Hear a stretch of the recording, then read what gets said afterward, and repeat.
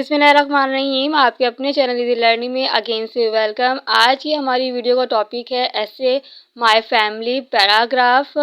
ये पैराग्राफ है और आप इसको लाइन में भी कन्वर्ट कर सकते हैं जितनी भी आपको लाइंस की नीड हो, और तमाम क्लास के स्टूडेंट्स जो हैं वो इजीली इस पैराग्राफ को यूज़ कर सकते हैं। बहुत ही इजी है, बहुत शॉर्ट फॉर्म में है और टू द पॉइंट है। जितना टू द पॉइंट और शॉर्ट फॉर्म में होगा उतना ही आपके लिए बेनिफिट होगा।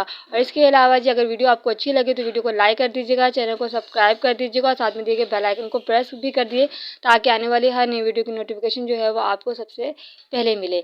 और कमेंट्स करके अपनी राय ज़रूर शेयर कीजिएगा। और इसके अलावा आपको किसी भी टॉपिक की नीड हो तो आप कमेंट सेक्शन में कमेंट्स कर बता सकते हैं। इंशाल्लाह फिर मिलेंगे एक नई वीडियो के साथ, एक नए टॉपिक के साथ। तब तक अपना बहुत सा ख्याल रखिएगा। अल्लाह हाफिज़।